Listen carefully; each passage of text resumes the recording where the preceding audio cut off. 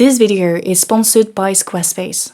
The hipster, a word that went from defining American jazz lovers in the 1940s to urban liberals in the 2010s to right-wing suburbans in the 2020s. As I explained in my video on capitalism and ego formation, the hipster, like any other aesthetic subcultures, is defined by what it consumes. For a hipster, it's the beanie, the moustache print, the flannel, the vintage furniture, the vinyls, the beard, obviously for men. What's fascinating about the hipster is that they are the same wherever you are in the Western world. Belleville, Crooksburg, Hackney, Brooklyn, Portland, the list goes on. You'll find them in co-working spaces, in vegetarian restaurants, riding bikes in the city. The hipster is simultaneously a fan of vintage and a tech enthusiast. Now, all those attributes are part of what is called a habitus, a social habitus. Wikipedia gives us a very simple and clear definition of what a habitus is, so I'm going to read it for you. In sociology, habitus is the way that people perceive and respond to the social world they inhabit, by way of their personal habits, skills, and disposition of character. Never underestimate Wikipedia. In France, the term habitus was popularized by sociologist Pierre Bourdieu. According to him, the role of primary forms of socialization, so childhood and teenagehood, and secondary forms of socializations are very important in the formation of one's habitus. And because the socialization among people of the same class or growing up in a similar environment tends to be similar, they end up having the same taste, having the same type of behavior, the same lifestyle, even the same beliefs. Everything is pretty much determined from the beginning. The hipster is such a good example to explain what the habitus is because of how conformist and determined it is. Hipsters believe that they are so cool and so unique and have the best taste in coffee and wine and music, but that is a lie. Because I have the best taste in music. Yeah, I'm a bit of a hipster myself, let's be honest. But I'll put a link to my Spotify playlist down below. As I mentioned earlier, the hipster has a very long history stretching back to the 1940s with bebop, a subgenre of jazz. Bebop hipsters like Bud Powell, Charlie Parker, Miles Davis wore long neckties, wing-collar shirts, draped suits, berets, and horn-rimmed glasses to communicate their distinctiveness. Some young white jazz enthusiasts also adopted the bebop hipster trend because they loved its anti-conformist nature and also probably wanted to signal their open-mindedness by adopting African-American trends. Now, sure, the bebop hipsters did not look like the 21st century hipsters, but you can already see some similarities, namely their obsession with distinguishing themselves from others. 1 or 2 decades later, Andy Warhol revolutionized the art scene by emulating the dual idea of deconstructing consumption and feeding it. We have all seen the Campbell soup cans, the colorful Marilyn Monroes. As art historian Wes Hill explains, Warhol is at once an active reflector of mass culture and its symptom. For those reasons, he has been called the illegitimate father of hipsterdom. Like the hipster, he denounces the conformism of consumerist capitalist societies, but participate in that culture because of its mass appeal and the consumerism built around it. You know, the exhibitions and the immersions and the reproductions of his art, its use in commercials, the merch, etc., etc. Now, moving on to the 1980s. I believe you won't keep political freedom unless you also have economic freedom. Here you see 2 trend lines. The red line on top is the increase in government spending. Neoliberalism, aka a radical free market, is unleashed. The economies continue to move towards services. Young people move to big metropolitan cities to work in finance, communication, journalism, and whatnot. Those people progressively develop a similar style which gave them a name, the yuppies, and not UP, like I said in another video. UP is cute though. In French it means yay, but anyway. The yuppies have several common characteristics.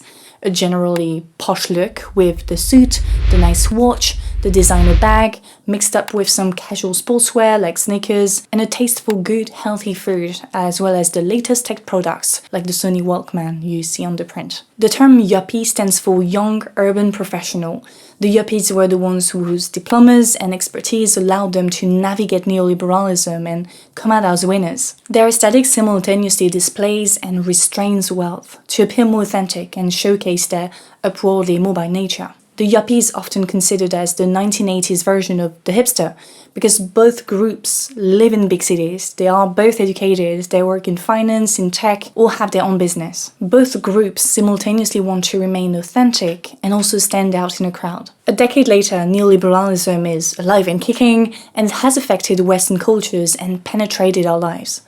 Every individual is a sort of entrepreneur, self-entrepreneur, working on developing their own brand. Arts, literature, academia, they all struggle to resist the urge to make themselves more appealing on the marketplace of ideas. As I explained in my video on the creative entrepreneur, the term creative became a neoliberal buzzword, a commercial asset to generate investment. First introduced in Australia in the early 1990s under the phrase creative nation, the creative industries became central to UK Prime Minister Tony Blair, who established the Creative Industries Unit and Task Force. Urban studies teacher Richard Florida even used the term creative to define an entire class of people, the creative class, made of educated people working in the same industries as the yuppies. The book also recommended that cities do everything they can to attract this new class of people, because once they settle, they tend to attract more and more people like them, and therefore more and more investment. This phenomenon has a name, it's called gentrification, and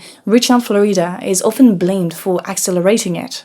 In parallel to the many changes in work industries, the 1990s also saw the rise of alternative culture, based on a combination of artistic authenticity and mainstream appeal. Creative, alternative, these are two words that are part of the hipster vocabulary. It perpetuates this false belief that the hipster is anti-conformist, that it stands against something, consumerism, capitalism, hustle culture, we're not sure. Now, after many attempts to remain relevant, after constantly adapting to cultural changes, the 21st century hipsters' desire to remain different has reached a point of exhaustion, Wes Hill says. In 2013, the website Yelp even created a hipster heat map, meant to show the areas with high concentration of hipsters in order to avoid them. Literally nobody wants to be called a hipster, especially hipsters, because the hipster is a hypocrite, flirting with the left, liberalism and neoliberalism. The hipster depicts the aesthetic of community, but is obsessed with the self, with being different from others. The hipster's desires and way of being is based on the perception of others' desires, the coworker, the neighbor, the guy at the bar. What those people in the neighborhood like is going to be what the hipster likes. Wes Hill concludes that, quote, the hipster is one who wants to be distinct, but is read as generic, who wants to be local and authentic, but is read as global and inauthentic, who wants to be global and multicultural, but is read as local and monocultural. People say that the hipster is dead, but I think it would be wrong to believe that, to think that it was replaced by other aesthetics like normcore or whatnot. Story time, but I grew up in the French countryside, and I would say that in the past, let's say 5 years, I've seen the rise of a new specimen, the suburban hipster. It convinced me that the hipster wasn't dead, but it also was quite clear to me that it had evolved into something quite different. Parts of its habitus remained. This new hipster specimen is still conscious about the environment, it remains a capitalist, but retains some of its anti-establishment sentiments. The thing that significantly changed, though, is its political views, going from progressive, alternative to conservative. So my question is very simple. How did that happen? How did the hipster go from urban progressive to suburban conservative? Or to put it simply, why are Ben Shapiro and Matt Walsh full-on hipsters now?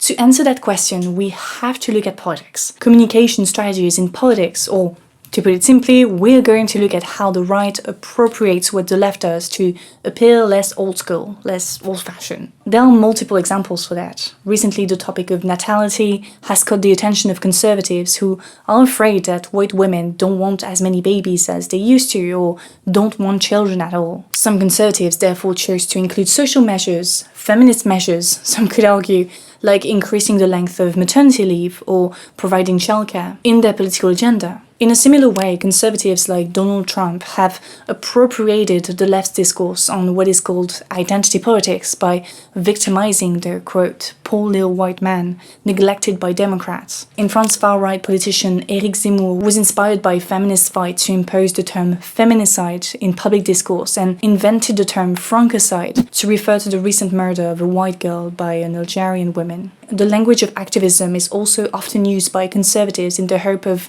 generating the same enthusiasm as social movements. So much of the time it feels like one worldview, and none of them will say what I'm about to. I'm a conservative influencer. One specific example that may explain why the hipster is becoming more and more right-wing, and I'll start with an anecdote. Now, as I told you earlier, I grew up in the countryside. I was quite active at tennis, at my tennis club. I played a lot, I taught tennis as well for many years, and so I was often surrounded by right-wing men, especially those who were part of the tennis team. Among them, one guy in particular embodied that new suburban hipster type. In a matter of a few years, he became completely obsessed with buying things that were made in France, or even made in French Flanders, where he come from. He became a preacher of localism, something that is often associated with urban hipsters who value local productions over globalized markets. It initially surprised me because those right-wing countryside men are usually the first ones to, complain about tofu-eating urban liberals, but somehow they started to value the same thing, buying local. What's even more intriguing is that both groups do it for the same reasons, in opposition to globalization. It's anti-conformist, it's anti-establishment. I mean, that's what the guy at my tennis club would probably say. He seemed very proud of buying local. It gave him a sense of superiority, the same sense of superiority as hipsters. But when you dig a little bit deeper, you realize that their motivations to buy local are more complex than it seems. Buying local is about putting money back in our economy, in that case the French economy. It has some nationalist undertones. Unsurprisingly, buying local has been reappropriated by French far-right candidate Marine Le Pen in her program for the environment. Such a decision is motivated by her desire to close borders and favor protectionism, which includes localism. So a label like Made in France went from an ethical consumption hipster trend to a nationalist symbol. Contrary to the US, France right-wingers have understood the potential to position themselves in the climate debate. Marine Le Pen published a series of measures meant to protect the environment and biodiversity. Among them, she wants to, as we said earlier, prioritize localism, but also invest in nuclear energy to replace fossil fuels and regulate slaughterhouses to prevent the production of halal meat, which is part of Muslims' diet. Do I need to tell you that those measures are extremely limited, sometimes even counterproductive, but they allow Le Pen's party to become a moderate alternative in the climate debate, a non-punitive alternative. Because of that, being pro-localism, pro-environment doesn't immediately signal left-wing, but it continues to signal anti-conformism or anti-establishment, which is exactly what Le Pen wants to portray. That means that the guy from my tennis club now loves it. It is legal, you can be a right-wing hipster. Ditch the tofu, embrace the barbecue, we live in a sausage. Now, jokes aside, many believe that it is a good thing, actually. The more people are interested in climate issues, the better. But is it really the case? Is it really a good thing? Well, when you see the extremely limited scope of right-wing pro-environment measures, the motivation behind them, namely nationalism, and finally when you look at the rest of the program of those political parties, you start to wonder, can conservatism really fight climate change? Experts say no. Those who do not want to challenge capitalist modes of productions purely use environmentalism as a communication strategy, as an aesthetic to push for other more pressing matters like nationalism or the prohibition of Muslim religious traditions or natality, etc. But even as an aesthetic, the eco-friendly hipster with his flannel jacket and beard then signals a return to nature, to deep masculinity, as we talked about in another video with the Man Can Project, a retreat meant to help men called New Warriors to reconnect with their masculine self. Now, don't get me wrong, it's not because someone subscribes to an aesthetic that they also subscribe to the ideology that goes with it. But we generally tend to dress according to our values. And I thought it'd be interesting to see how the values attached to an aesthetic can change over time as it is the case with the hipster. You know, the fact that conservatives were able to appropriate the aesthetic says a lot about the superficiality of it, its predisposition for mass appeal, or even its predisposition for conservative appeal. In fact, conservatism as a political ideology relies on projecting an image of authenticity, anti-establishment, and common sense. But deep down, conservatism is about ultra-conformism, about not changing anything. I mean, it's in the name of the ideology, conservatism. In a similar way, the hipster's search for originality is limited by the imperative to conform to others' desires, which are themselves dictated by the influencer economy, the advertising industry, the commodification of art, all part of the capitalist system.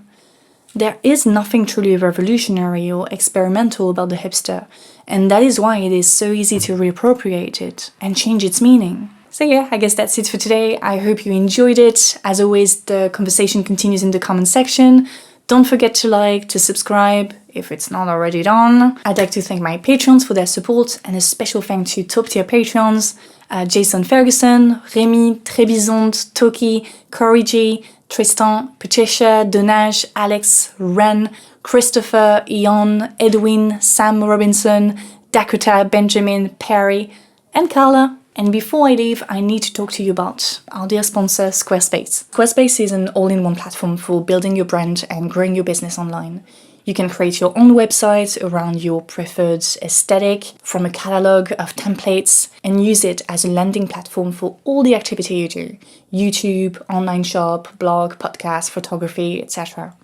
Once that is set up, you can connect all your social media accounts and share content between different platforms. Squarespace can also help you create effective email campaigns to really connect with your community. Finally, they have this very cool feature where you can connect and learn from other creators like Adrien Raquel, who will show you how you can best use the platform. If you feel like Squarespace is made for you and you want to check it out, go to squarespace.com for a free trial, and when you've experimented and you're ready to launch, go to squarespace.com/alice.cappelleyt to save 10% off your first purchase of a website or domain. Thank you, Squarespace, for sponsoring the video, and that's it.